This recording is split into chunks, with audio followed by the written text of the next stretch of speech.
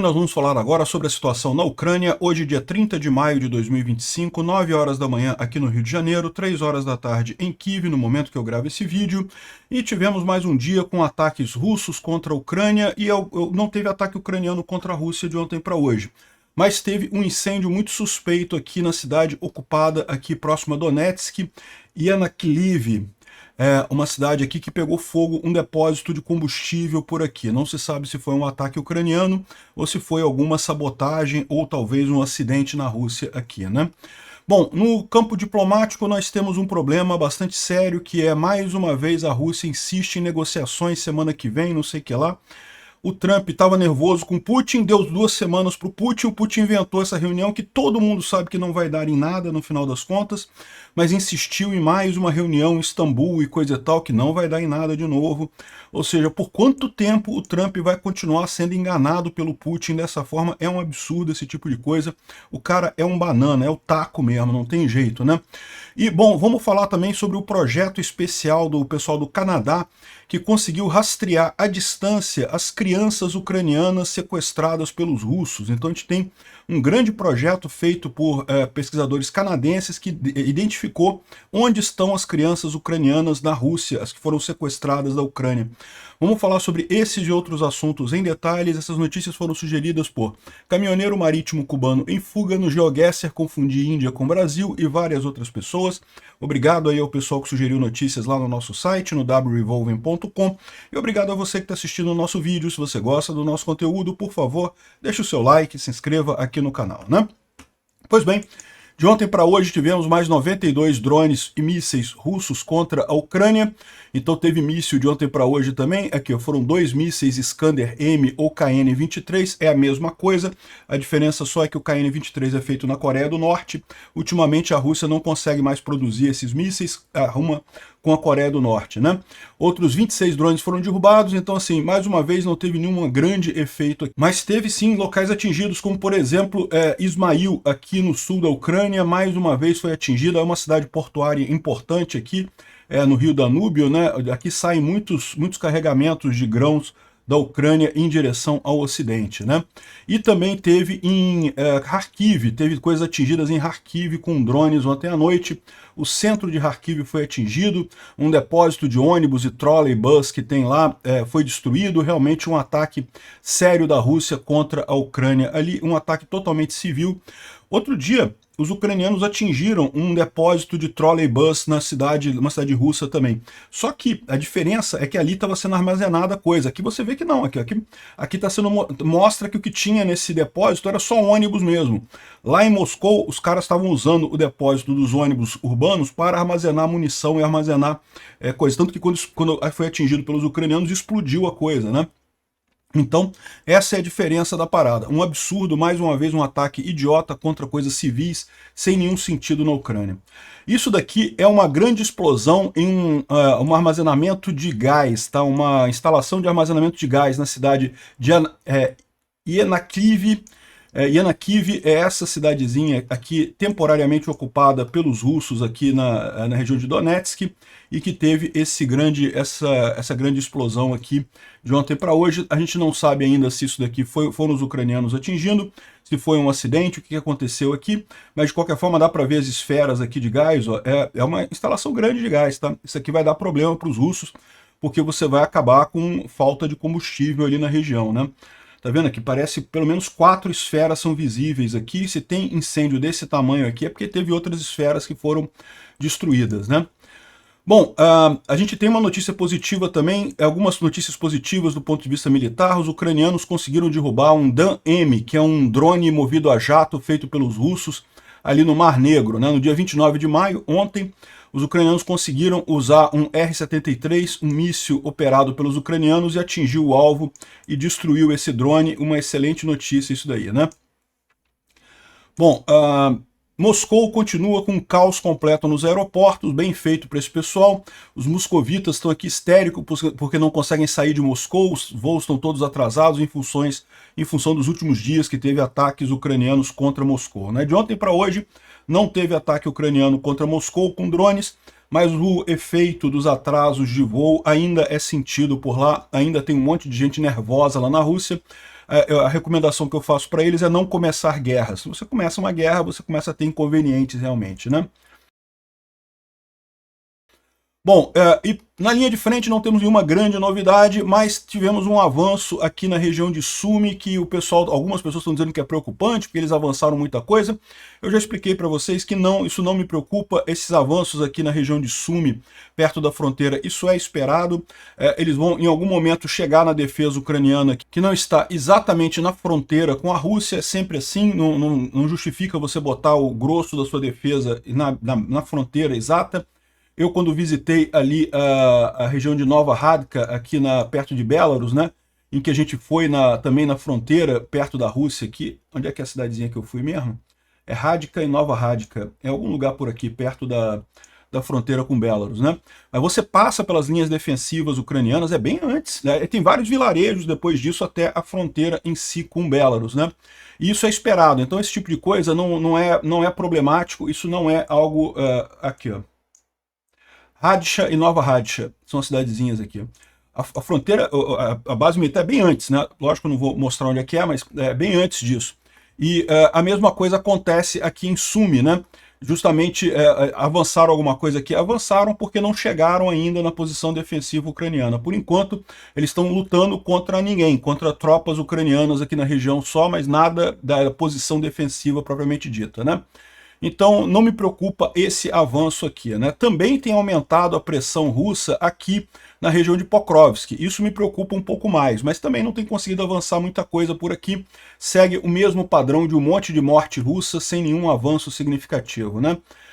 Em Kherson, os ucranianos destruíram um Ural 4320 que estava sendo usado para transportar munição de morteiro. Isso aqui são os russos mostrando aqui o negócio pegando fogo. Foi um drone vampiro que fez alguns ajustes aí no plano do pessoal, né?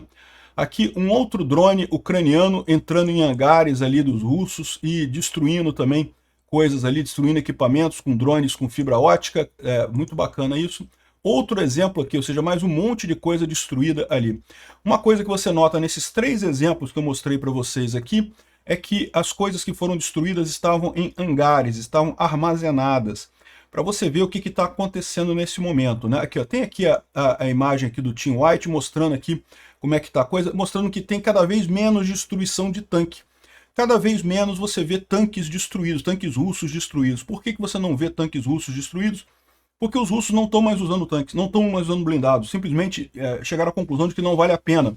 A guerra está dominada por drones. Esquece tanque, tanque não serve para nada.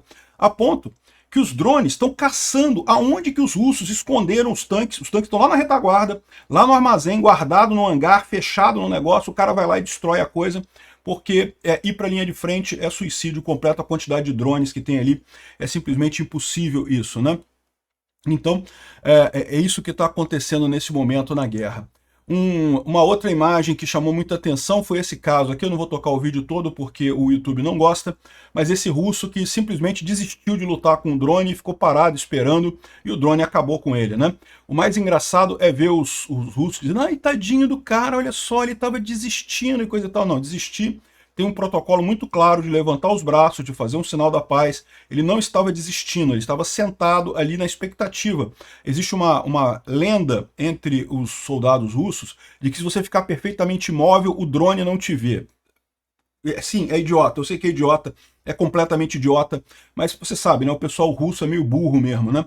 Então, no final das contas, ele estava quietinho ali, achando que o drone não iria ver ele, né?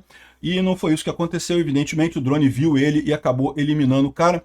Aí estão as russetes: ai, tadinho, matou um cara inofensivo que estava parado ali. Não, ele está invadindo um país. Ele está dentro da Ucrânia. Ele invadiu um país, sabe-se lá quantas pessoas ele já matou nessa história. E, de novo, se ele quisesse se render, era outra história. Existe todo um protocolo para você se render. Ó, levanta a mão assim, ó. Levanta a mão e promete seguir o drone e pronto, e você se rende. E aí sim você não tem problema. O drone não deve atacar você, porque nesse caso você é um prisioneiro de guerra e aí não pode ser atacado pela Convenção de Genebra, né? Bom, o Instituto para o Estudo da Guerra fala aqui sobre as negociações de paz. Então, o idiota do Trump deu mais 2 semanas para o Putin, né? Depois de ter dado 2 semanas há 3 semanas atrás, ele deu mais 2 semanas agora, e agora deu mais 2 semanas de novo. Então agora ficou para a semana que vem a coisa. É lógico que isso daí é o Putin enrolando o Trump, não vai sair nada disso, e a prova mais cabal disso é que os russos insistem nas mesmas condições que são totalmente inaceitáveis. A Ucrânia não vai ceder território para a Rússia, não existe essa possibilidade. Todo o território ucraniano que está temporariamente ocupado será retornado à Ucrânia de um jeito ou de outro em algum momento do futuro.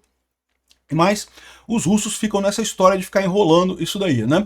E já aqui, ó, o Peskov disse que a delegação russa já está indo para Istambul, e a mesma delegação que foi da última vez, ou seja, são as mesmas pessoas que não têm absolutamente nenhuma chance de negociar nada, não tem poder de negociar nada. Na última vez, os Zelensky falou, não, eu vou, mas eu quero que o Putin vá também para a gente negociar esse negócio acabar. Se é para negociar, vamos negociar, né? Só que o Trump deu para trás, agora deu para trás de novo, deu mais 2 semanas para o Putin, não sei o que lá, e agora o Putin está mandando a mesma delegação que não resolveu nada da última vez e não vai resolver nada porque não tem nem poder de decisão. Você acha que esse pessoal aqui, que zero esquerda dos russos, tem algum poder de tomar qualquer decisão numa negociação de paz? É lógico que não, né? Aí tá aqui, ó. Rússia propõe nova reunião com a Ucrânia e Istambul, mas Kiev exige memorando da paz russo. Já Brasil, de fato, vocês sabem, é um folhetim comunista que tem aqui no Brasil, e está falando sobre esse memorando da paz aí do Ucrânia, como se a Ucrânia estivesse atrapalhando a coisa.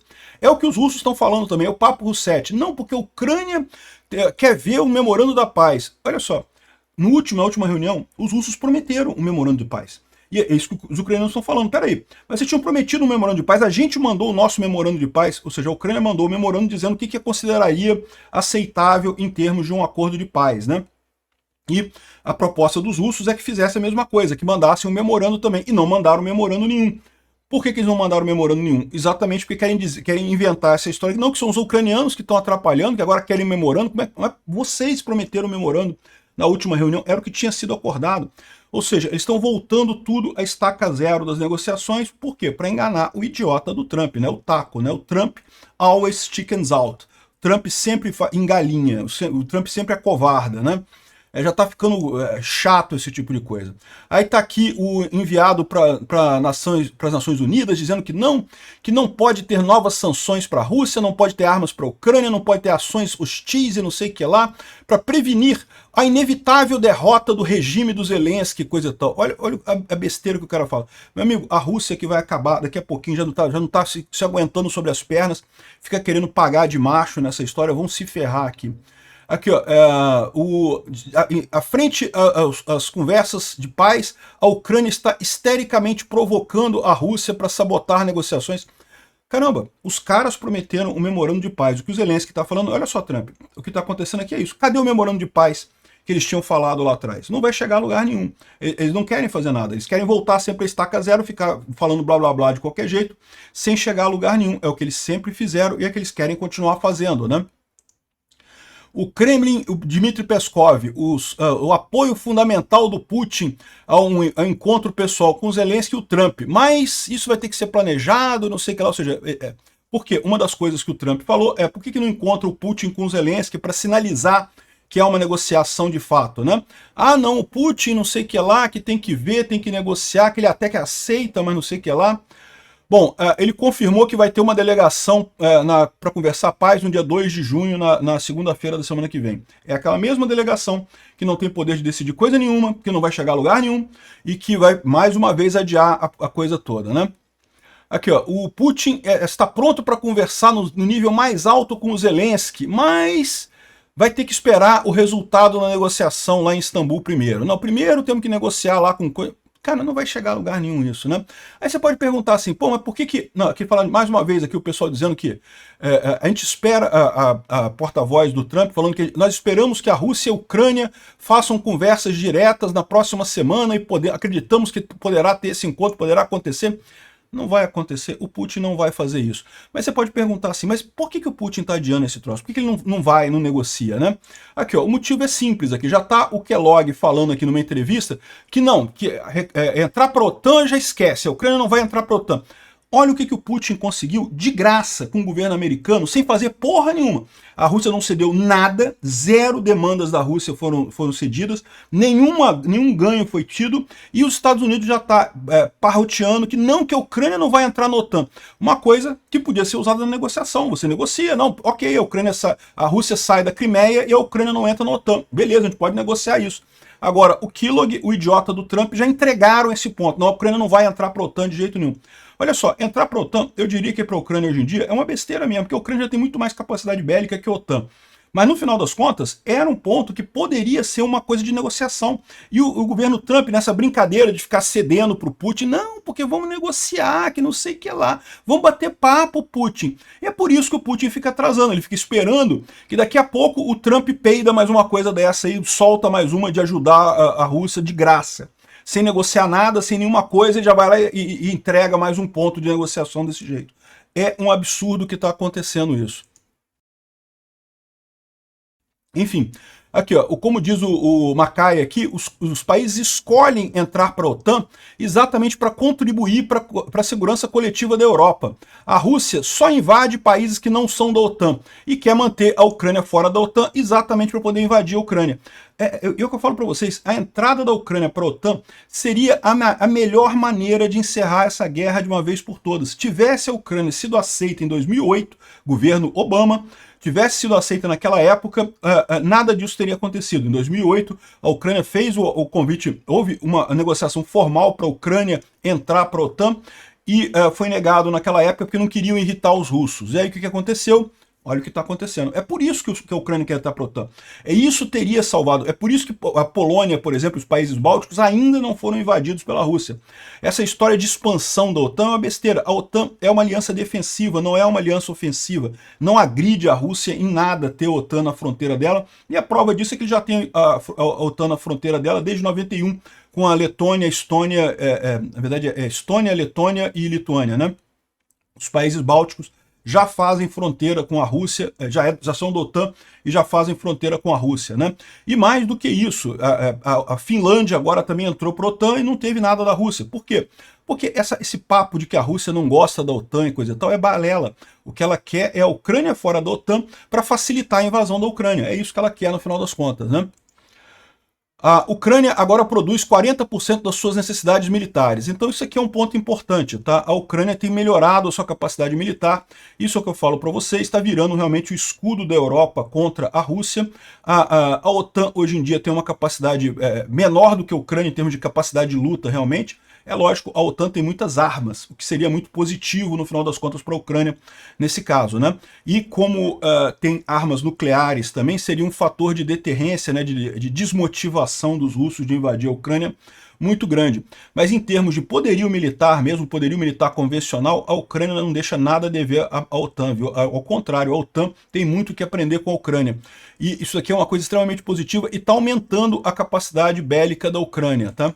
Aqui tem veículos blindados que foram entregues por uma empresa ucraniana para o exército da Ucrânia, mais um batch aqui de veículos blindados, muito bacana isso daqui, produzidos na Ucrânia. Também a conversa com a Alemanha foi muito produtiva, a Ucrânia deve receber 10 sistemas Iris-T de defesa antiaérea, 10 baterias e centenas de mísseis da Alemanha nesse pacote de 5,7 milhões de dólares, né, bilhões de dólares, né? O Iris-T, para quem não sabe, é um sistema equivalente ao Patriot, então a gente vai ter uns 10 Patriot para a Ucrânia, é uma melhoria considerável em relação à situação atual, né? Saiu uma reportagem no Kyiv Independent falando sobre os últimos ataques que teve no último final de semana do Putin, né? Um dos objetivos dele era testar a ajuda europeia à Ucrânia, né? Com um ataque muito grande contra Kyiv. Ele esperava mostrar que a Ucrânia não tem jeito nenhum, vai perder a guerra de qualquer jeito, esperando que a Europa abandonasse a Ucrânia.